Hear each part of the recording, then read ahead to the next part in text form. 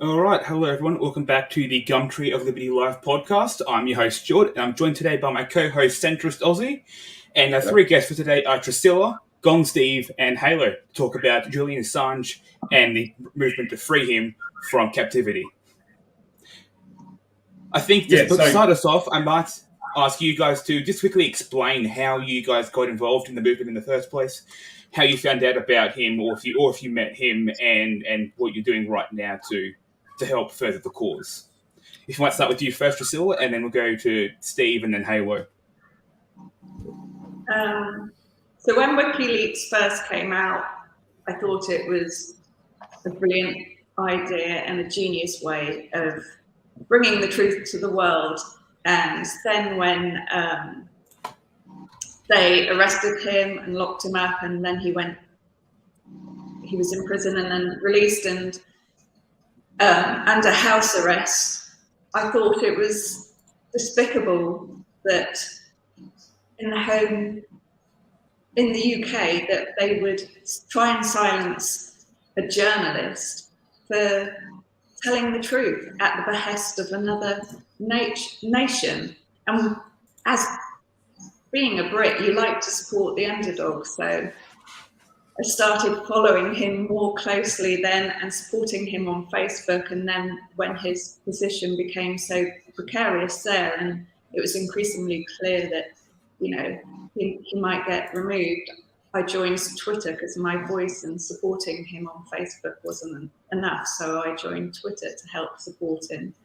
And I've been walking the streets, the beach, posters all over the outside of our house because there's a public footpath to the beach outside our house, supporting him. I chalk the pavements and write it in the sand, put up yellow ribbons around the area, and wear an Assange poster when I go out walking, which gets a lot of attention and people engage with you. But it's shocking to realise how many people in the UK aren't aware that he's in prison.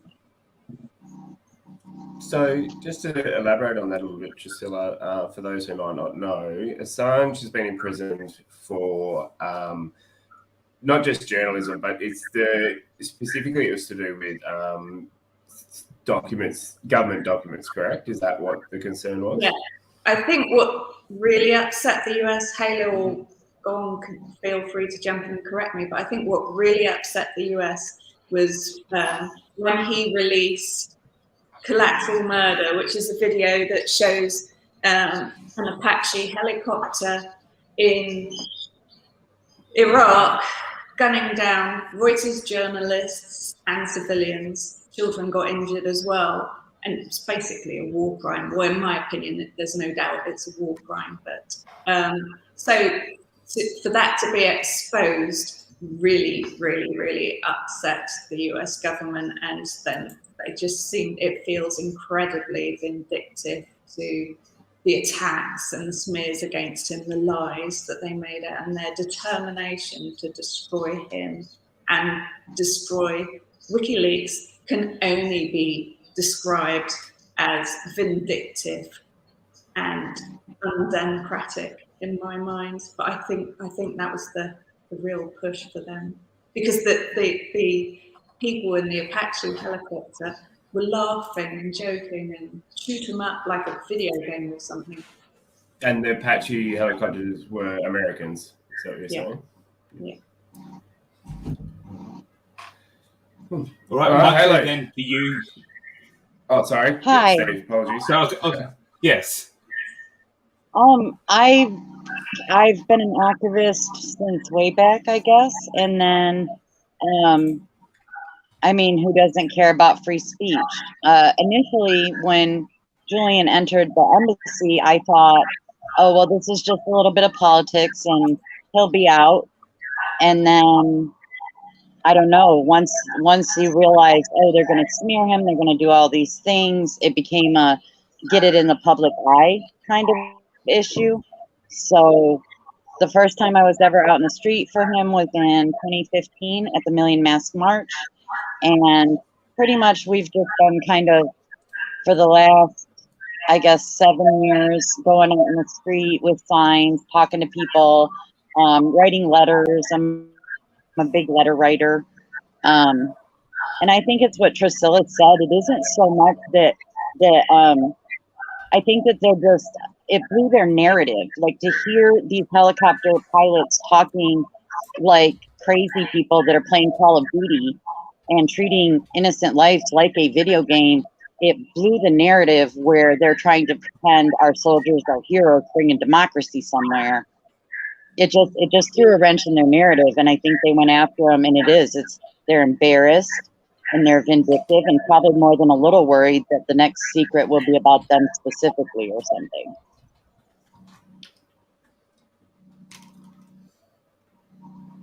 And GongSteve, how do you get involved in the movement? I know that you're Aussie here, so you're obviously Assange is an Aussie like us. So how did you get involved in the movement?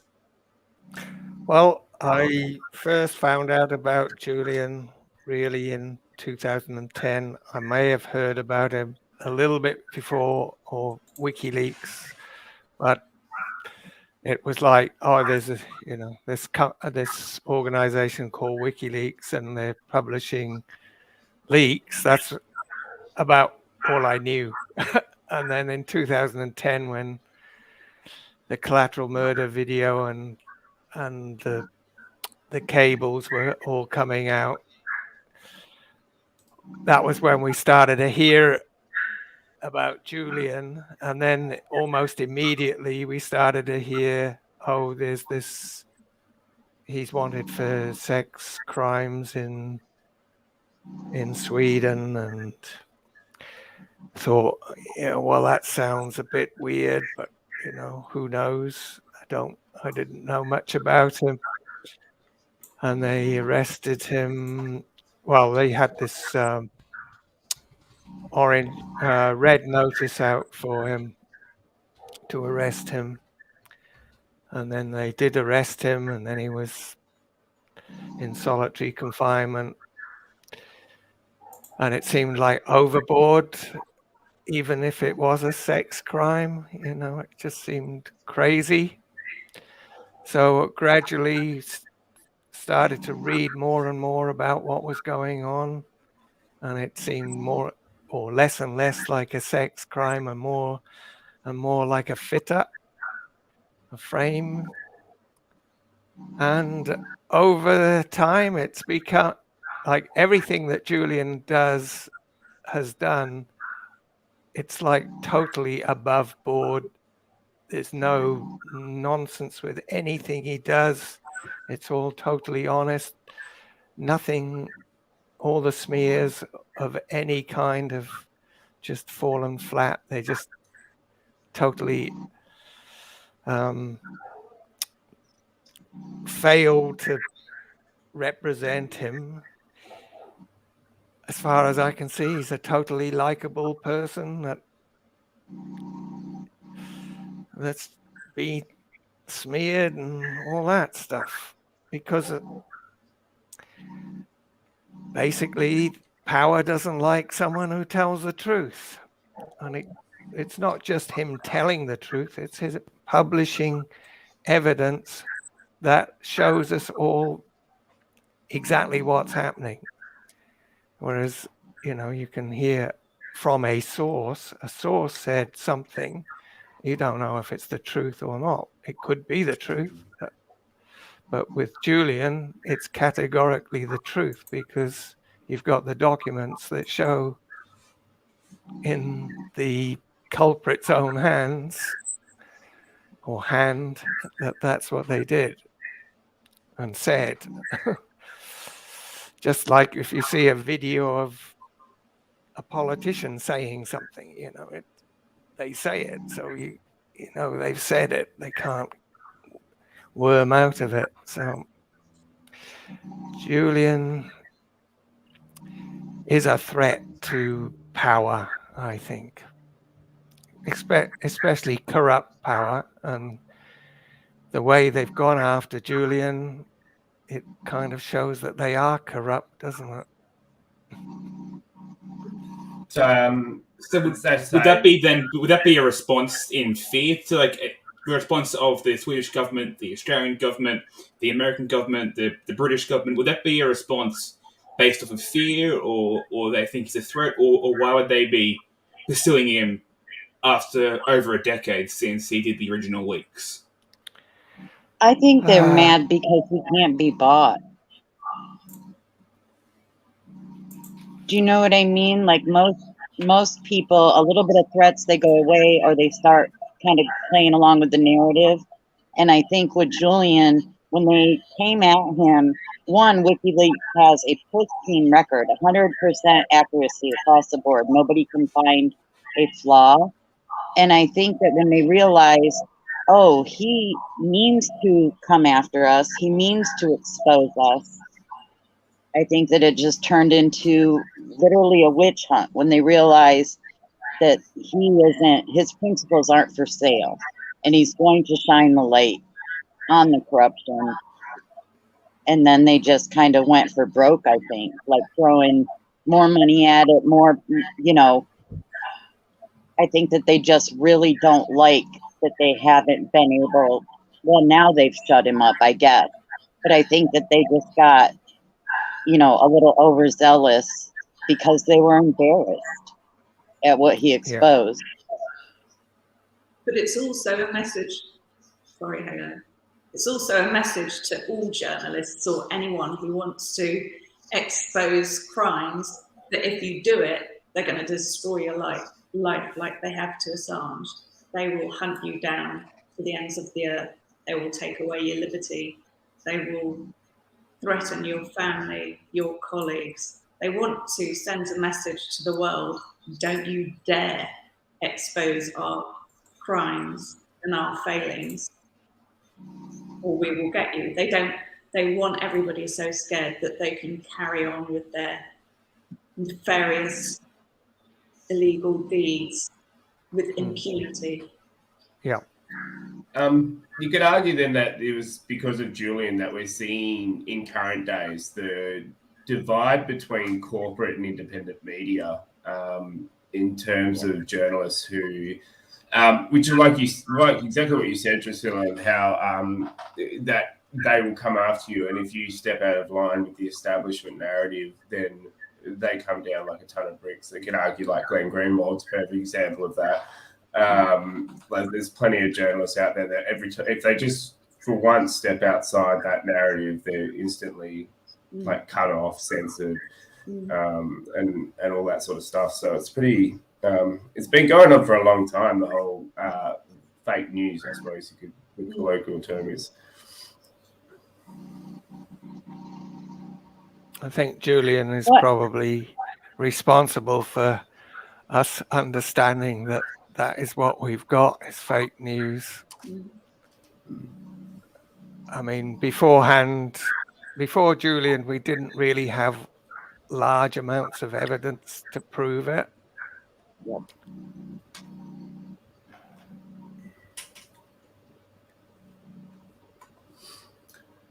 So currently, he is sitting in prison in the UK. I believe it was last year we discussed earlier that he was able to avoid extradition to America. So where is it sitting now? Can you guys give us some information in regards to what his position is? Obviously, as we said, he's in jail at the moment. But what does the future hold for Julian? What's the future hold, basically?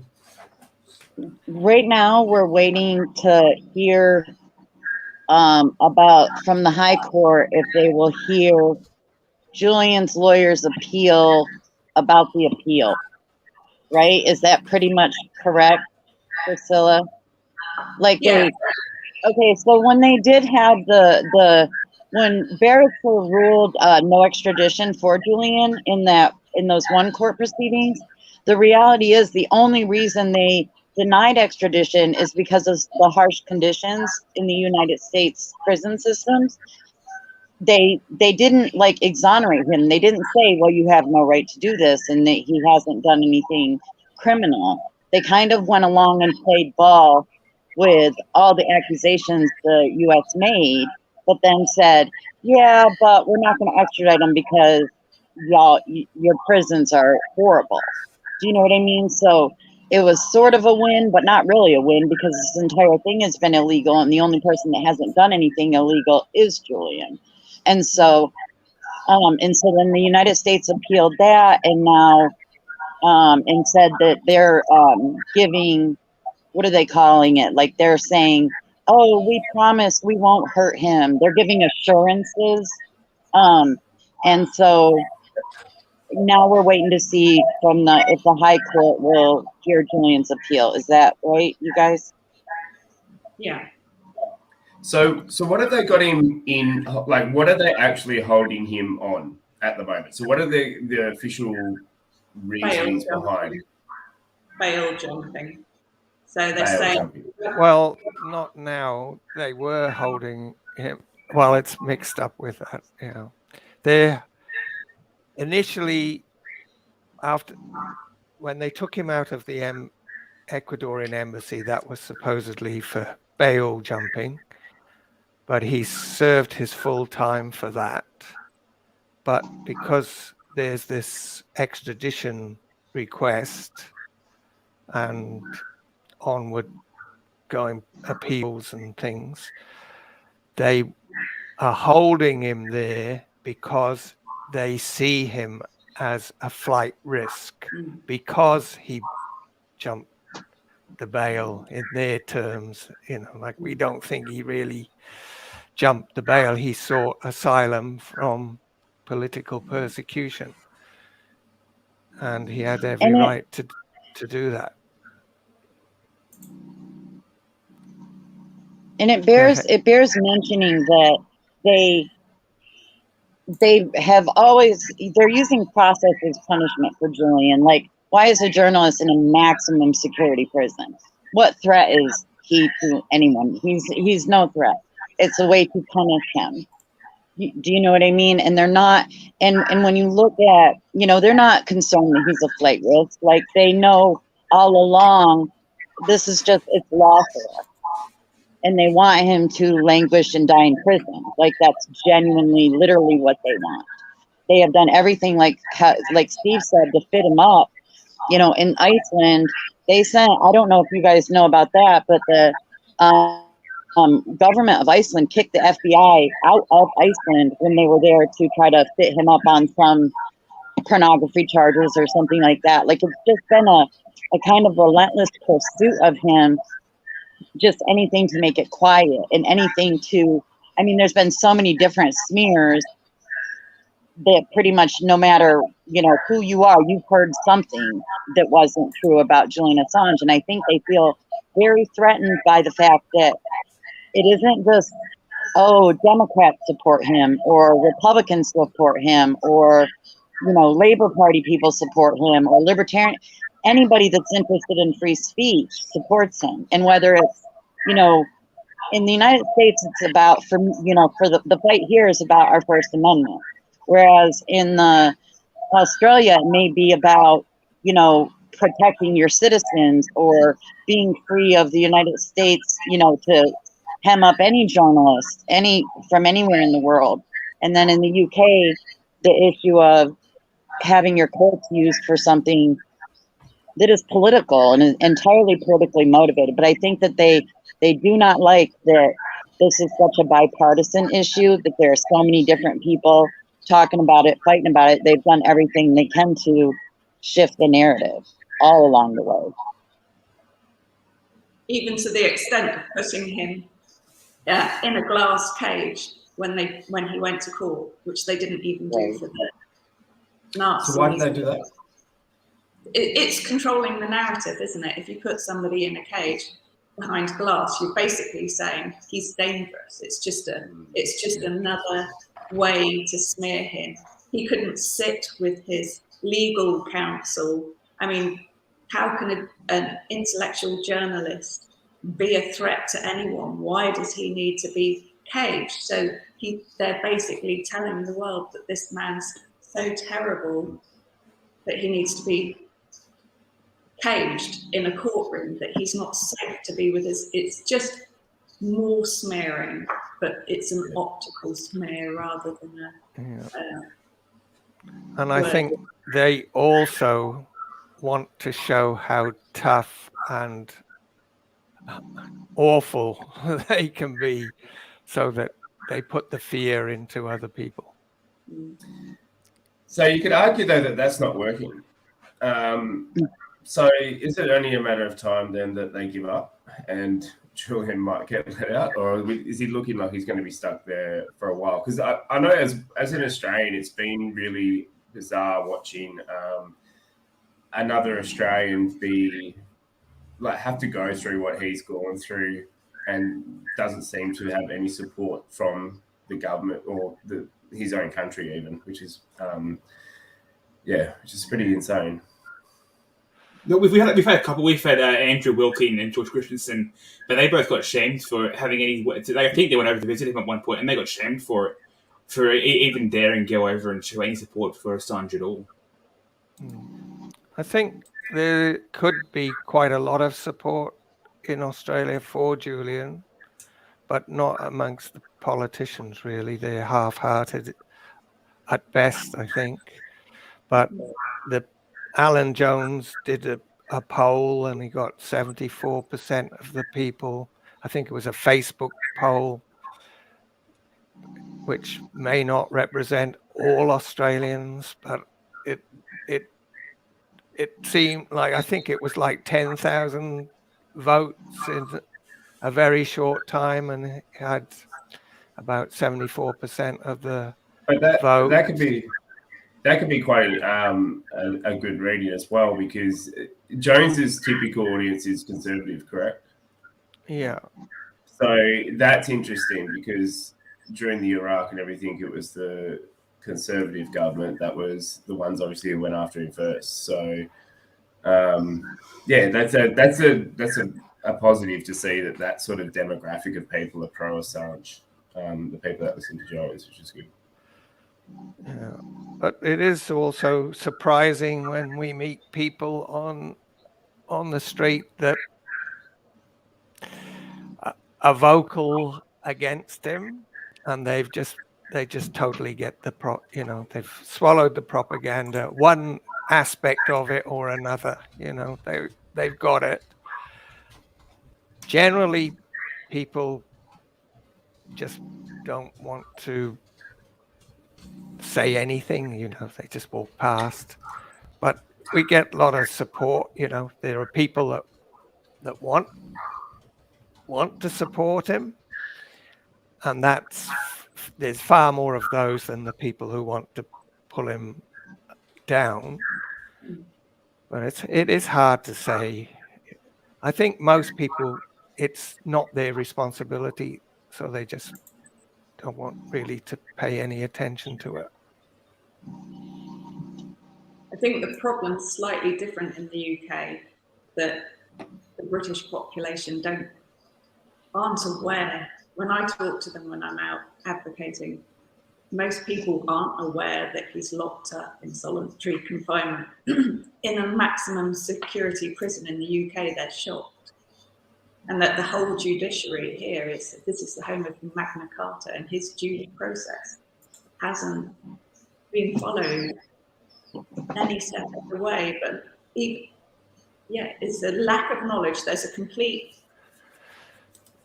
no mainstream media here talks about him. So you never hear about him at all. I think the last time he was spoken about on mainstream media was Theresa May in the Houses of Parliament, when they stole and kidnapped him from the Ecuadorian embassy, and since then there's been nothing. It really is.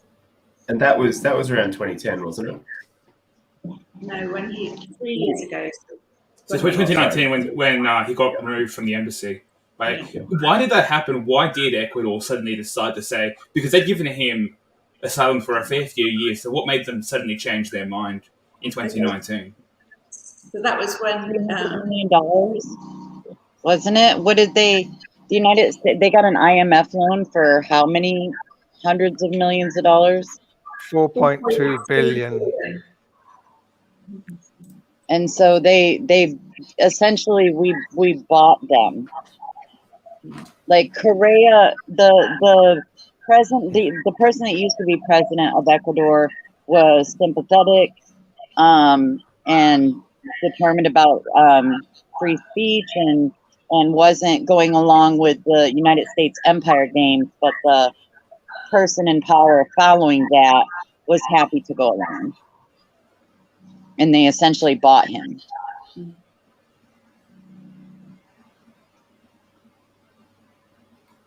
Yeah, So- Lenin Moreno.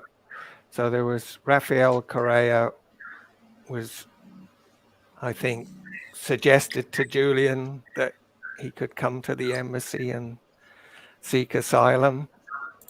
And then that lasted until Correa,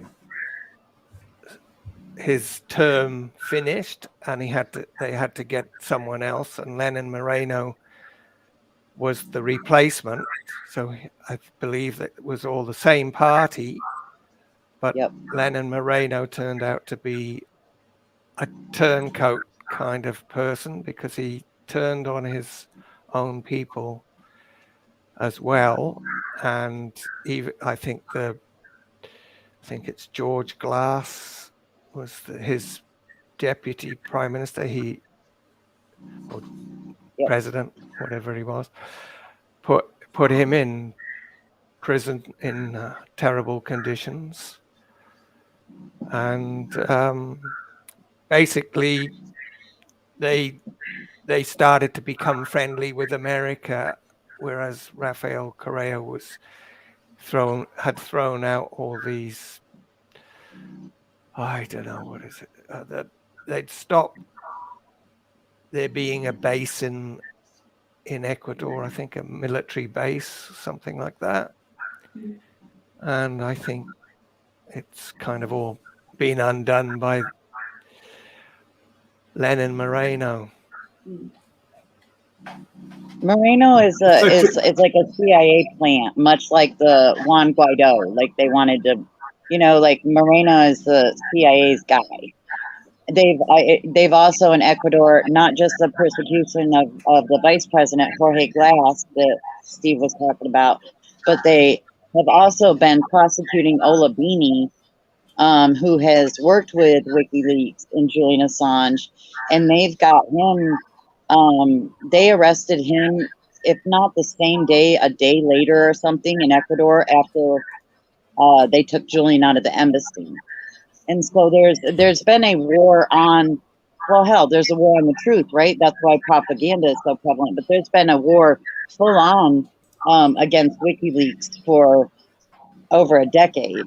And Julian was just the lightning rod. And he often spoke to that in interviews, that he knew that somebody had to be the public face. Somebody had to be the person to take the hits publicly. And so that was him, but they've also went after other people that have worked with WikiLeaks. So, yeah. Well, that big one being, was it Snowden? I'm sorry? Snowden didn't work with WikiLeaks, but WikiLeaks worked with Snowden, sort of thing. Okay. To rescue, Julian helped rescue Snowden. And I think that's one thing that other people might not understand as much about the United States. Like, Snowden got away. And I think they blame Julian Assange about that. Like, the levels of embarrassment, Americans tend to double down on bad behavior when they're called out about it. You know what I mean? And I think the part where Snowden got away, WikiLeaks helped assist him to get away. I think that's been a really big thing. The politicians here, they're certainly not. When I call my senators here or whatever, no one's calling and writing letters saying, "Hey, get Julian Assange." Do you know what I mean? Like they're not listening to their constituents. They're getting people that are calling and saying, "Hey, we want you to pressure our president and pressure our Department of Justice to drop the charges." They're getting tons of phone calls like that. I know because I'm making them. My family and friends are making them. And I'm kind of on a first name basis with the intern that works at the office. And nobody is calling and saying, "Hey, go get Julian." You know what I mean? So they're not even representing us. It's just doubling down on being caught with their pants down, and they're all embarrassed, and they want petty revenge. Yeah, I think at the expense of my First Amendment. I think a great example of that was actually the amount of kickback Trump got in terms of not pardoning Assange. There was a massive movement, I remember, before he was ousted, before he was voted out, sorry, that he should have pardoned Assange. And I mean, he lost a lot of support in his own base for that, which was... He did. It's like Donald Trump is like a double-edged sword with Julian. Like, prior to Donald Trump's campaign for presidency, no one even knew who Julian Assange was. And nobody even knew who WikiLeaks was. And I'm not lying. Like, we'd be out on the street and people, you know, would be like, what's WikiLeaks? And think it was Wikipedia. Do you know what I mean? They had no clue about anything. And then when Trump was campaigning and the DNC emails came out, you know, and he was sticking it to Hillary or whatever, and he was like, I love WikiLeaks. I love WikiLeaks. Since then, everybody knows what WikiLeaks is now. And when we're out, you know, if I have a Julian Assange sign, somebody will say, oh, is that the WikiLeaks guy or whatever? And so there's a ton of support. So Trump created a ton of support in this country and awareness about Julian. But then at the same time, he had him arrested and was pressing charges. So it's kind of like a double-edged sword, I guess. Got us both ways. And what's even more despicable is that while he was in the Ecuadorian embassy, the CIA were spying on him there. They were recording all of his conversations with his lawyers, listening to him, videoing him, and plotting to murder him, basically, poison him or kidnap him. So the fact that the UK, where democracy and justice was born, that he's locked up, maximum security, solitary confinement, when the case should have been thrown out because he has his human rights and his legal rights. You know, that the US isn't allowed to spy on him. The US isn't allowed to spy on him and know his conversations with his lawyers and take all of his material. It should simply be thrown out just because of that. Forget the fact that they were going to poison him or kidnap him, and we're talking about having a gunfights in Knightsbridge in London. I mean, it's bizarre, it's unbelievable, and people were shocked, you know, when they don't know about this and you tell them, they're shocked and horrified that this process is going on, especially when you look at Daniel Ellsberg and the Pentagon Papers, who's a great advocate for Assange. But, you know, his case, they couldn't prosecute him because they were trying to spy on him. But what they've done to Julian is so egregious. And they're mocking the whole system. The fact that we are just the US's poodle, that we will break every law, every human rights law, the Treaty of Versailles. We're destroying our judiciary to do what the US says. Because they well, and that's what the US is doing too, right? Like, they're destroying our First Amendment to go get payback because they're pissed. You know, and the awareness thing, or like how the outrage, when people do learn about Julian, when I'm talking to somebody and they're like, well, what's going on? Or you know, they might think, oh, well, they can't, what I hear all the time is, they can't do that. You know, I'll tell them, no, he's in prison because of journalism. Well, they can't do that. The average American has no idea that their rights are being trampled on so bad. Do you know what I mean? It's literally our First Amendment, the right to free speech, freedom of assembly, free press, the very First Amendment we have. And the average American, when you tell them about Julian Assange, the hands down, the response I get every time is, well, they can't do that. And it's like, well, they are doing that. You know what I mean? And so, and if you look at how different the fight is in all three of these different countries that are, you know, complicit in the persecution or whatever, everyone's violating the rules of it's like they're playing us. It's like a slap in the face, like they have no respect or regard for our Constitution, for our Constitution. Yeah. So on the issue of the media, and this would probably be a question more for you, for GongSteve and Tresilla. Why haven't we seen the Australian and the British media rallying on Assange's side more? Because at least in the US, as Halo's saying, that you've got the First Amendment, so there's some protection there for freedom of speech. But we don't have that to the same degree in either the UK or Australia. So why haven't we seen the media rallying more around Assange out of the concern that, if he goes, then they could go next? Why haven't we seen that same support from our media in the UK and Australia? I think it's because the media are controlled.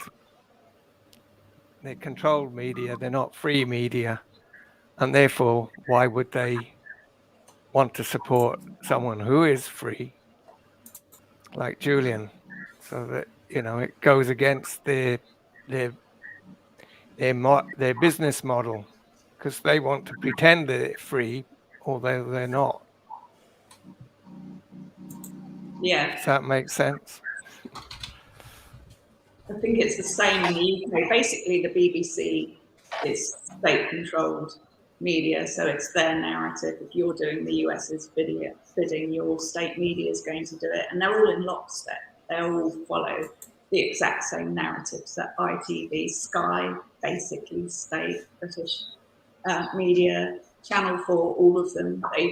They and when they get caught out by Craig Murray or politicians from other countries, they're horrified and they'll just shut it down. And they are not going to, I guess, partially in the UK, it might be that if people realised how badly our judiciary is being abused and due process isn't being done, I think more people would start to speak out for Assange. They're completely unaware. A lot of people, I was so shocked once they took him from the embassy, and I thought he would just be in Belmarsh for a short while. I didn't think he would still be there nearly 3 years later. And the complete abuse of our judiciary, it's incredible. I mean, it leaves me speechless. I can't believe that we're here. And I think if the British population worked out not only was the smears against him are complete lies, but his basic human rights are being abused, and his right to a fair trial is completely corrupt, then I think you would have a lot more people on the streets, because that's something that you have to believe in, you have to trust. The UK is just a veneer of democracy and justice now. So I think the UK, one, is doing the US's bidding, but I think they're scared of the corruption in this case getting out, because it's another story altogether that would have people up in arms, I believe. Yeah.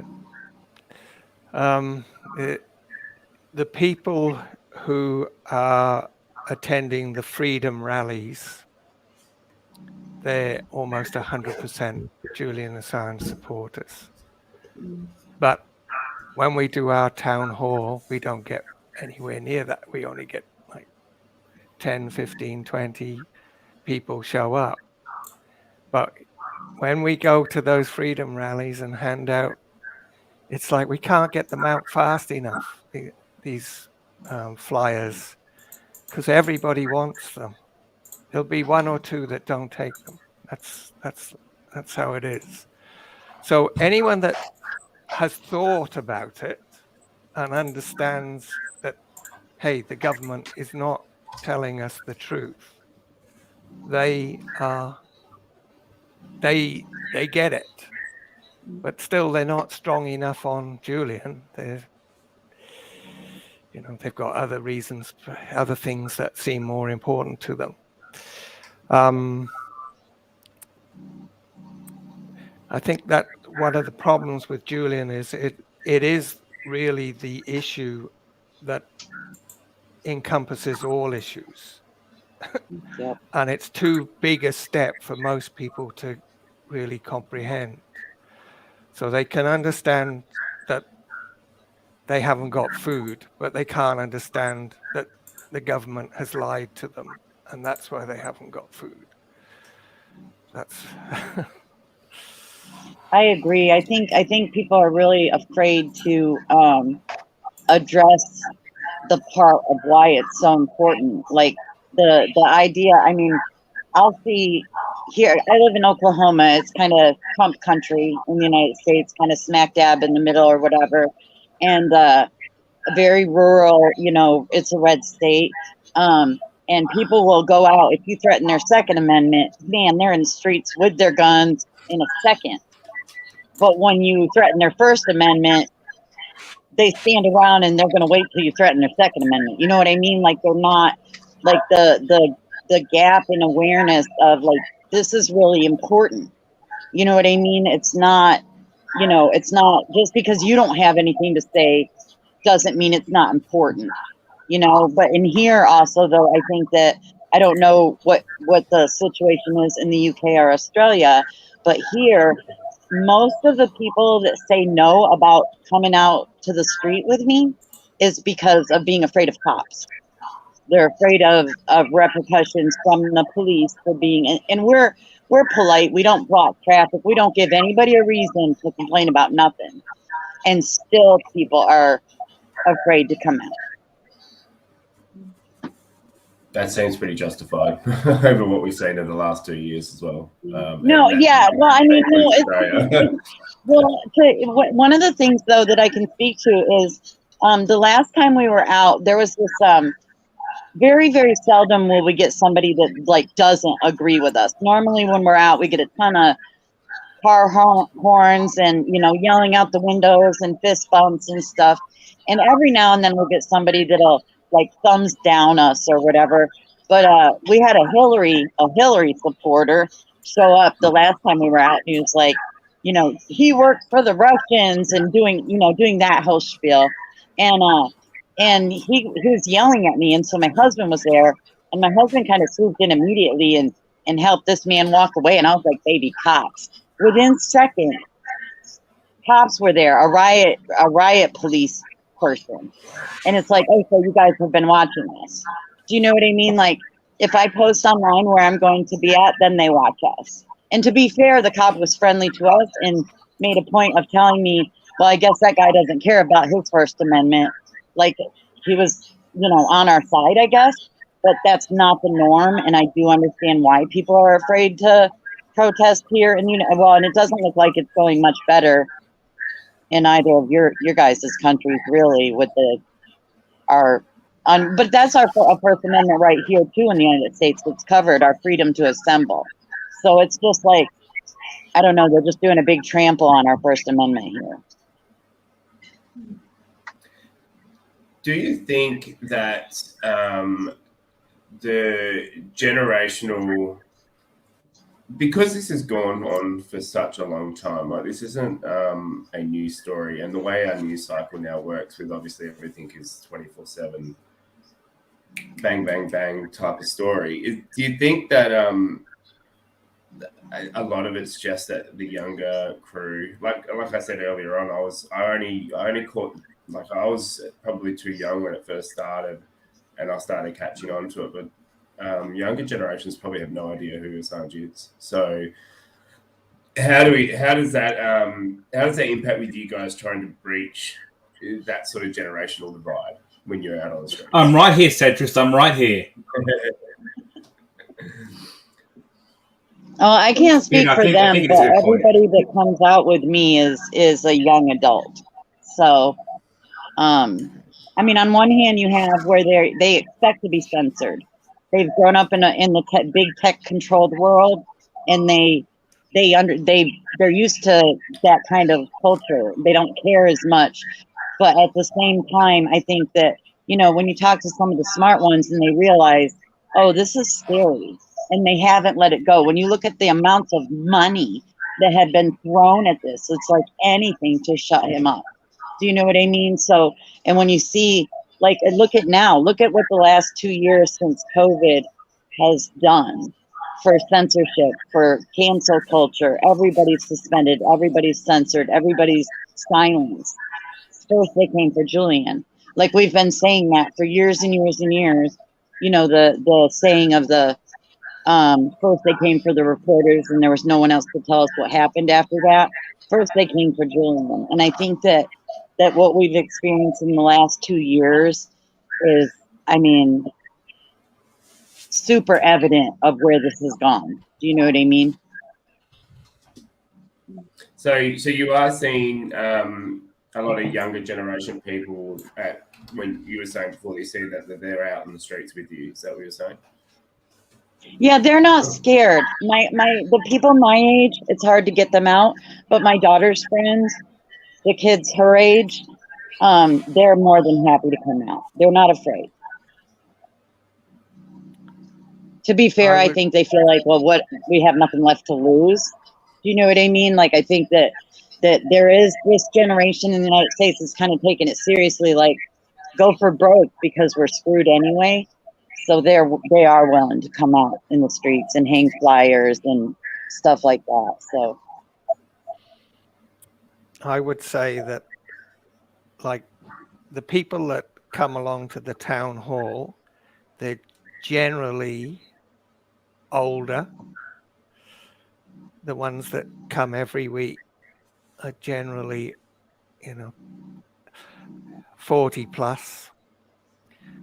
But the people who walk past and show enthusiasm are probably the most enthusiasm comes from the youngest people. But a lot of them don't really know what they're even, like, first time they've heard of Julian and they're supporting him, sort of thing. yeah. So the media have done a great job in not reporting very much about him, or not. But I think for younger people, like, even if they don't know about who Assange is, you were saying that they're showing support because I feel like people who are like late millennial, Gen Z, etc. They're growing up in a social media age. I think we're a bit more in tune with the risks of censorship, and so we kind of share that concern with Assange about well, what happens when someone gets censored for their free speech, because we're seeing that online.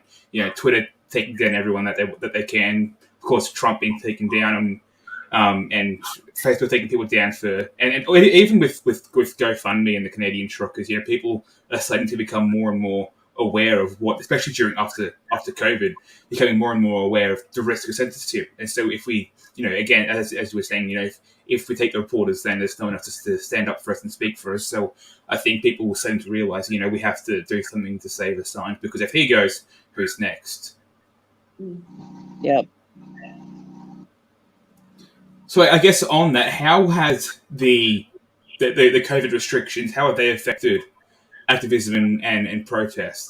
Especially the vaccine mandates in Australia, the UK, and some states in America. How have they affected your protests over the last 2 years? So for me, it's been brilliant, because they locked down the UK and closed all the businesses and said you can't mingle and you can only go outside for an hour. So there's a public footpath going past our house. So we've gone from, I don't know, we went from 1 or 2 people going past every hour to hundreds. So going out and chalking the pavement, putting up more yellow ribbons for Assange, talking to them, engaging with them. And there's a waste bin for dog waste just at the end of the path in front of my fence. So you get hundreds and hundreds of people going to this poo bin because everybody walks dogs around here, and I've got an Assange poster right above it. So we had, I don't know, 1,000, 1,500 people a day going past, always seeing the posters talking to us when we were gardening in the front garden, seeing the writing on the path. I'd do it on the beach. So for me, the lockdown was wonderful because I was making far more people aware than I do normally. Like now it's quieter again. You know, you're not getting the audience. But for me, it was perfect. I'm sure it wasn't for others. I know they shut you down, didn't they, Steve? You were online for a while. Yeah, we were locked down, so we couldn't go to town hall. That's happened. There's been 2 lockdowns. The first one was kind of just playing with us, I think, but the second one was pretty long. The other thing is that the COVID issue is a divisive issue, because even though we've got very open-minded people in the Assange movement, there's a percentage of us that have totally gone for the COVID thing, and it's divisive. I mean, there are people that, you know, they come along and they still protest with us, but there are others that don't want anything to do with us because we're not wearing masks and things like that. Did you, in response to that, the people that you found within your movement that sort of went along with the narrative, did they find it difficult? Like, because obviously they spent time with you guys and they know that the media lies. Did they not find it conflicting with themselves with what they were seeing, or was it just fear driven? Because honestly, and that's not a judgment either, because fear is a powerful tool. That's why they use it. It's I don't really know the answer.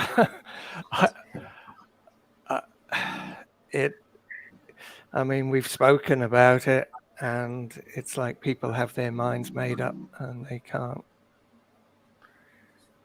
can't discuss it with them. So I'd say it's fear.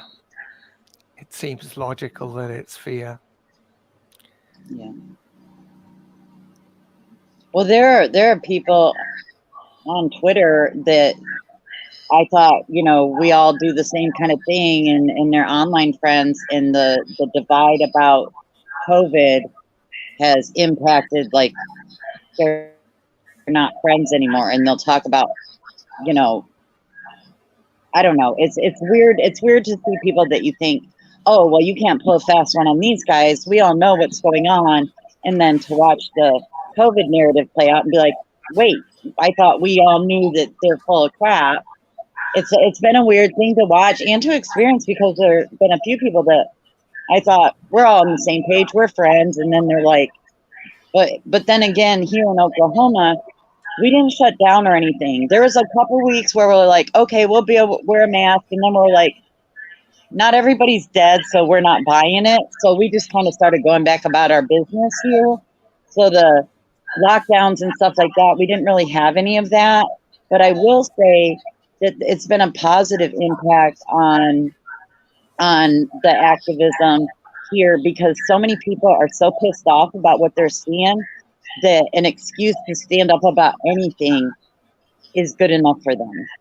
Do you know what I mean? Like watching, I mean, I've seen people get all riled up about the first trucker strike that happened in Australia. And you've got like Oklahomans going, you know, we stand with Australia or whatever about that way back then, even before the Canada trucker thing. So for here, it's been kind of, I think, maybe a positive, making more people want to read our signs, you know, honk their horns, show the support, pull over. You know what I mean? Like, I think it's anybody that's doing anything seems like a good idea. And I think that is because of COVID. So I think it affected things positively here, actually.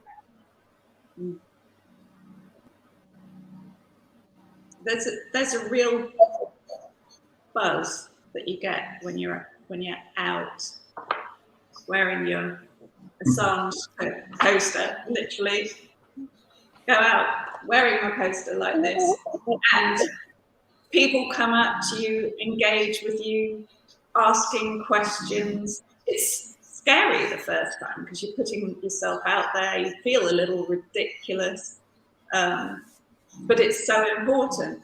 But the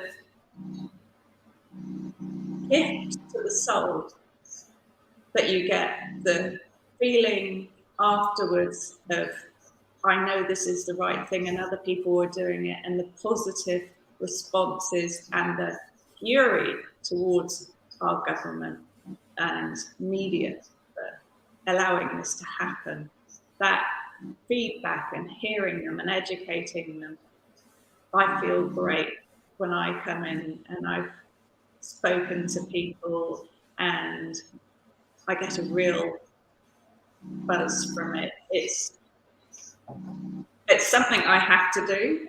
I couldn't not do it. I have to support him. He's a hero in my mind, and he's so important to the world, and he must be freed. But it actually, I was expecting it to be awful going out on the streets, but it's not. Like Steve says, the majority of the people, or Halo says, the majority of the people and the responses you get are positive. And the negativity is generally directed at the US government or the UK government. It's outrage at what's being done to a gentle, genius journalist, multi-award-winning journalist. I mean, he's won so many awards for journalism, and you know, some of the mainstream press tries to say, well, he's not a journalist. No, that's exactly what he is. He has endless, isn't it something like 27 awards for journalism? Yes. So, yeah, but it's if anybody's out there is thinking they want to go and support Assange and it's going to be a negative experience, I would like them to know that it's not. It's a great experience on the whole. It really is. I feel the same way, and like sometimes I'll have people come up and they're like really heartfelt and even teary-eyed and say thank you so much for being out here, like literally thanking us. And there's so much, and that's why we know that we're censored on Twitter, because one of the things that I've noticed, I can be out on a corner with me and my husband, my daughter, just a few of us with signs, and we'll get 50 or 60 car horn honks and people screaming "Free Julian" out the window and all of that. And yeah, I'll post a tweet on Twitter and it'll get 4 likes. So one of the things about being out in the streets is that you're out in the streets, you're engaging with actual people in real time with no manipulations. And it really is overall super positive and growing. Because I remember, 5-6 years ago, we'd get 8 or 9 people honking. Do you know what I mean? But it is such a positive experience. Anybody that's looking for a way to feel empowered, grab a sign, Free Julian, go out in the street about it. Yeah. Do you think it'd be different than if he wasn't such an established journalist in the first place? If he didn't have his, he's at 27 awards, if he wasn't that established, if he didn't have his name and his face out there, would we be seeing the same response from the US government and also the grand deal of support in favour of Assange? Yeah, they would still go after him whether he had the awards or not. The fact that most of his awards came after they already started hunting him. Yeah. I think because he was successful is why they're going after him. It's the awards probably are neither here nor there, but it's the information getting to the people is what they didn't want.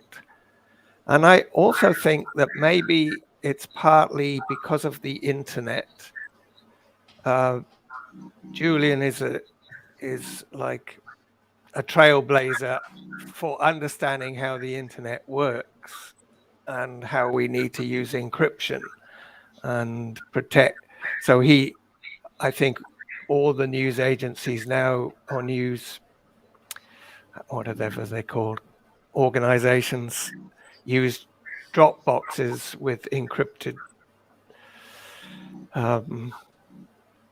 technology to hide the person's identity. Well, Julian, if it wasn't for Julian, that wouldn't be the case. So he's transformed journalism. He's the guy they want to get because he's been so dangerous to them.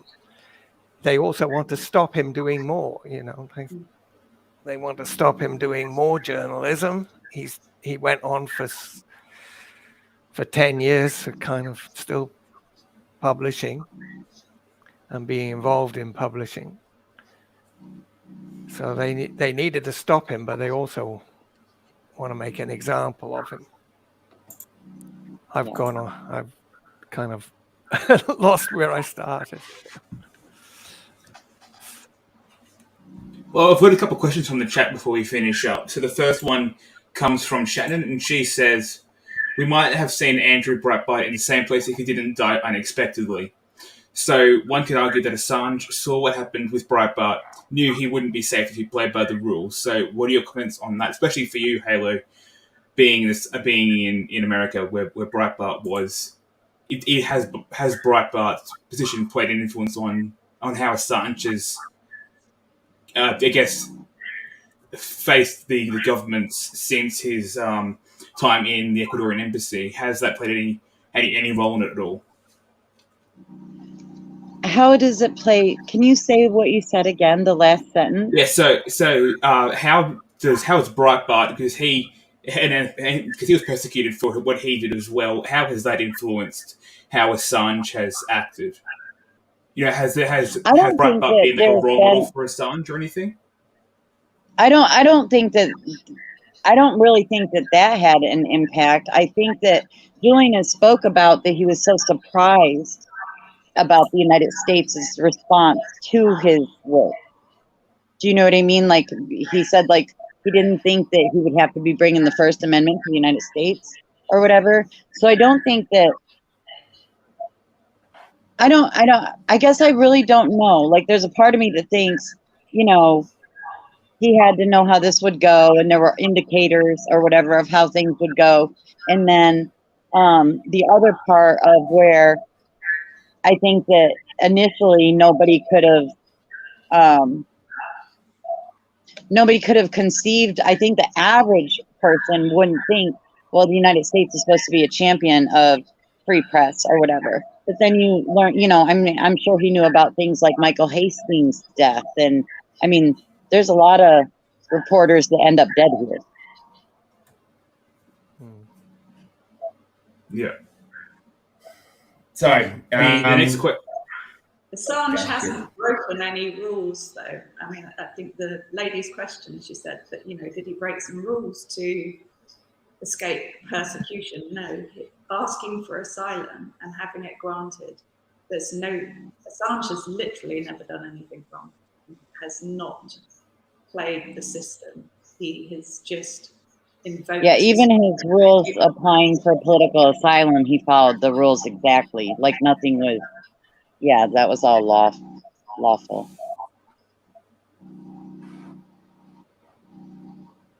Yeah, and I've got another question that comes from what you were talking about before, GongSteve, about being online. Based on the difference between in-person and online support, do the panelists think there is perceptible fear of supporting Julian Assange? So I guess in that sense, has there been more support online than in person? Yeah. I would say so. Well, I can't speak for the US or Australia, but I would say so. In the UK, people are fearful of looking ridiculous, being singled out, or I think the fear here is it's very different from the US. We're not scared of the cops coming after us. But obviously, there are some activists in London. There's a fabulous one, Calvin. The police do target him a lot. He is marvelous. He has an excellent voice and his timing is wonderful. But on the whole, the police leave you alone. However, the government is trying to change the law so that we can't protest. But at the moment, people aren't fearful of the government or the police. It's just, you know, the embarrassment, I guess, and there is, because everybody trusts the BBC here. It was always renowned as being a really good source for news, because everybody trusts that. So stepping out of the box and saying, yeah, I've got a different narrative to the BBC is scary. People like to kind of be on the same page, as we've seen with COVID and now Russia and Ukraine. So they don't, you know, it's a feeling of unease rather than fear. I think. I might be wrong. Yeah. I think it might be the level of understanding of it. I mean, from my own evolution into being on the street, initially I thought Julian's great, but I just watched from a distance. Like I'd look at what he said on Twitter, but I was only on Twitter to watch what he said. But as time went on, and I remember that someone was apparently climbing on the outside of the embassy, and I thought, gee, that's bad. And I thought, I really hope nothing comes of that. Well, nothing did come of that, but it wasn't that much more time than to when the Ecuador cut off his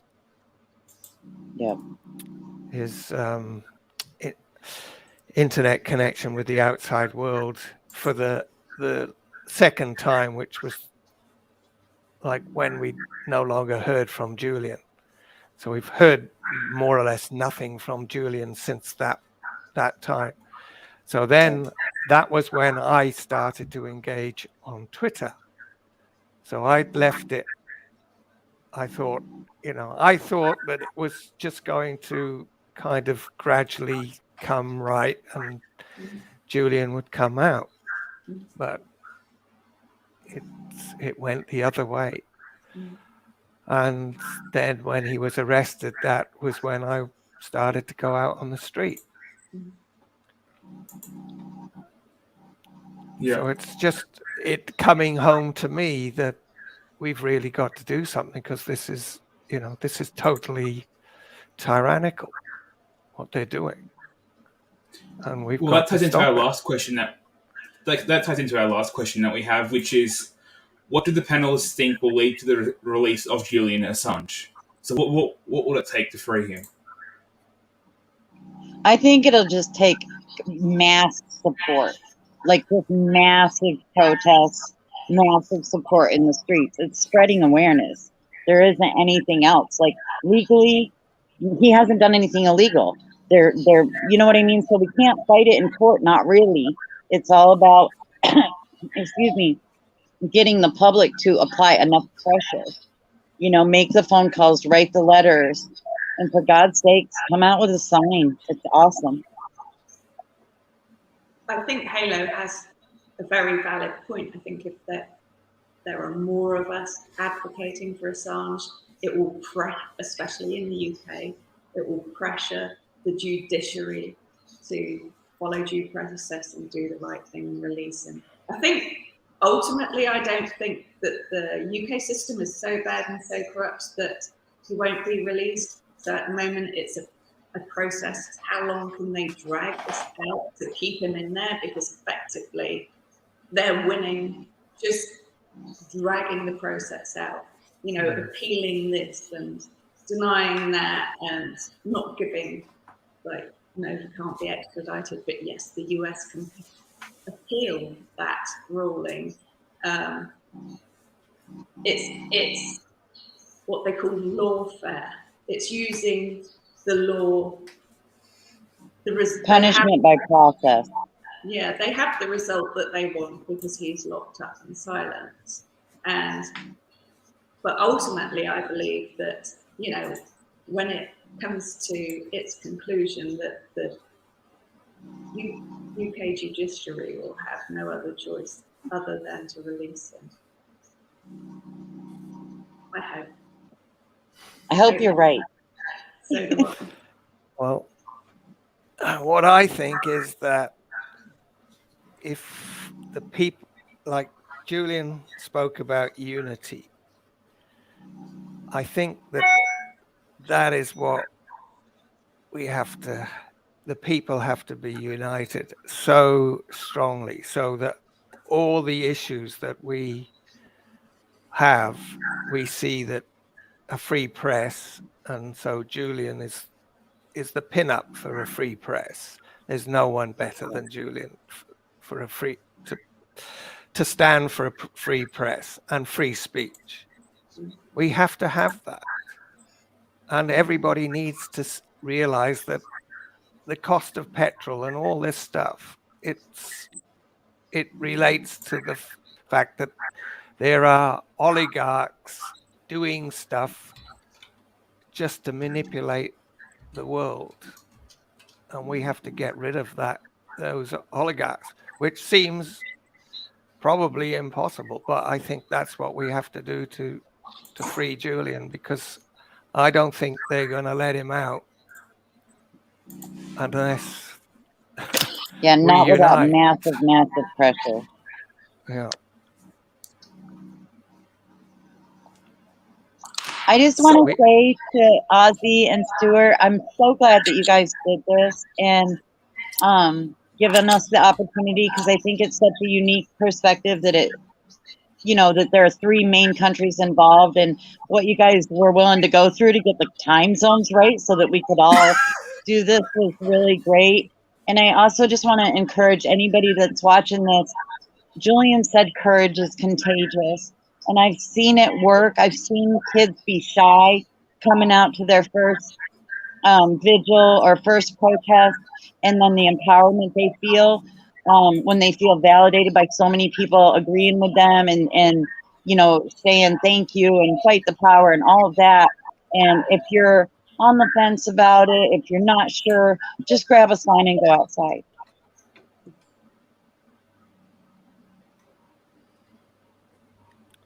I think that's a great point to end on. I also hate time zones. It's ridiculous trying to get people from Britain, from Australia, and the US all at the same time. Unfortunately, we couldn't find someone from Ecuador who could also talk about this issue as well. That would be great to have someone from Ecuador at the same time. Well, I think on that note, is there anything that you guys want to give a shout out to or plug before we finish? Anywhere that people can go and some petitions or give their support for Assange? There are many. I mean, there's the JADC, Julian Assange Defence Committee in the UK that are really helpful. We'll send you posters, etc. There's the Assange Defence. There are so many groups, and Assange's supporters tend to help each other. So anybody on Twitter can find just by typing in Assange support groups, but individuals will help as well. Yeah, some of the best people in the whole world are Assange supporters, so.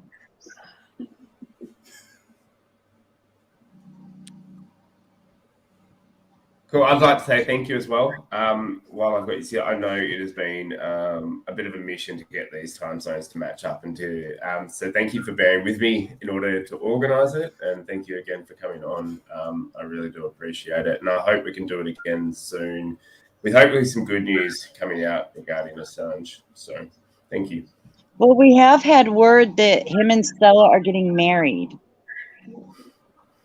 It's been approved that they're going to be able to marry in Belmarsh on the 23rd of March, I saw on Twitter.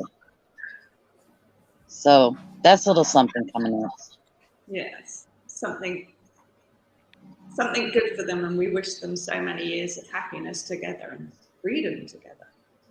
Freedom. Yes. Yeah. And hopefully he can get out and have a honeymoon with her as well. That would be marvelous. The rest of his life and with his kids, you know, it's so cruel that he's separated from his family that love and adore him, and his young sons and his parents, and Stella, who is Stella. She's stuck by him and advocates for him. She's marvelous. So they deserve the happiness. He's given up so much of his life for us that the least we can do now is support him. He's done all of this for us. He hasn't done it for himself. He's done it to bring awareness to the people, to protect our rights and our liberties. So we need to help protect his and help his family as well. So, Well said.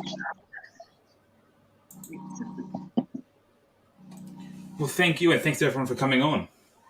Thank you. Thank Thanks you. for having us.